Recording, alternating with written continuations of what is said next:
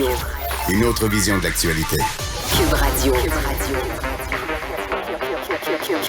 Cube Radio. En direct à Salut Bonjour. Philippe Vincent, salut, bon mardi.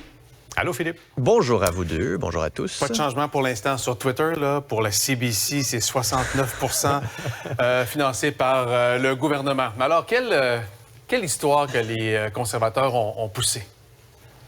Oui, et pour pas grand-chose, ça leur attire en ce moment plus de critiques que de félicitations. D'abord, juste ce dont on vient de parler, là, le fait qu'on a changé la désignation pour dire, OK, c'est pas 100% financé par le gouvernement, c'est 69. Puis là, ça s'est fait hier sur le coin d'une table, là, sur le coin d'un tweet, là, on tweetait, c'est plus 70. OK, j'entends 69, ouais. 69, ils vont être contents, ils vont arrêter de chialer, parfait, ils vont arrêter de chialer à 69. Alors que quand on regarde les chiffres, c'est à peu près 65-66% du financement de CBC Radio-Canada qui provient de fonds publics.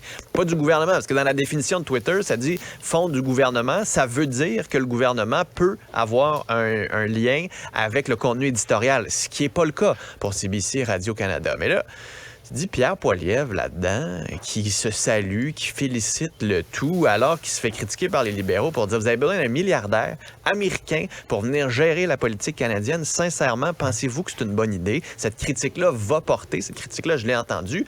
Je vous dirais, le vrai problème, c'est que là, on a traduit le tweet de Pierre Poilievre en français pour vous le montrer.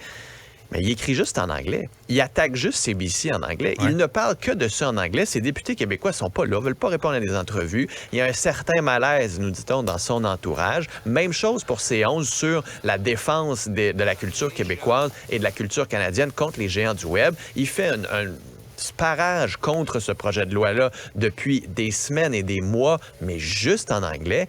Et donc là-dessus, il va falloir le surveiller parce qu'il dit des choses en anglais, ne dit pas les mêmes en français. Et ça, politiquement, ça devient un problème. Oui. Il parle à sa clientèle, à son électorat de base. Oui, mais il y a des électeurs au Québec. Là. Je sais, mais c'est comme... Je sais pas, je connais pas ses stratèges, mais il ne regarde pas la carte au complet, comme on dit. Ah, voilà. Bon, ben les parcomètres à Montréal, la carte a presque changé, la carte des tarifs. Mais ça va venir, là. On sent que c'est dans l'air.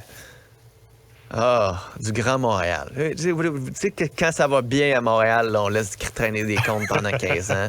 Puis on change des règles sans le dire au monde. Puis après ça, on va consulter les gens pour leur dire qu'on va changer les règles après les consultations, mais les règles ont déjà été faites parce que les collants sont déjà imprimés. Donc, la Ville, dans certains arrondissements qui ont imprimé des nouveaux collants, c'est l'Agence de la mobilité durable, en fait, imprime des nouveaux collants pour dire les heures de parcomètre vont s'élargir. OK? Personne n'en avait entendu parler. Finalement, la Ville, c'est un cafouillage, on s'excuse. Mais le vrai problème là-dedans, c'est que la Ville dit non, mais on veut aller de l'avant avec cette politique-là. Non pas pour faire plus d'argent. Parce qu'on aurait dit, regardez, la Ville va mal, les coffres sont à sec, on a besoin de plus d'argent, on élargit les heures de parcomètre, on a fait OK. Là, on essaie de nous faire croire que c'est pour avoir plus de mouvement, avoir une ville plus dynamique, et que là, les gens vont passer 2 heures au restaurant, voir un spectacle, aller magasiner, puis après ça, ils vont partir. Là, 2 heures, on va magasiner, aller au restaurant. Coudonc, on n'a plus ce rythme de vie-là. Les gens vont juste payer plus cher. Dites-nous, vous allez chercher plus d'argent, plutôt que d'essayer de nous dire que c'est bon pour le dynamisme de la ville, alors qu'il y en a beaucoup qui vont dire, regardez, là, c'est pour nous écœurer, parce que c'est le sentiment que beaucoup vont avoir. Ça va se rendre à 23 heures dans certains coins, en plus. Là, et encore une fois, ça commence à 8 heures le matin.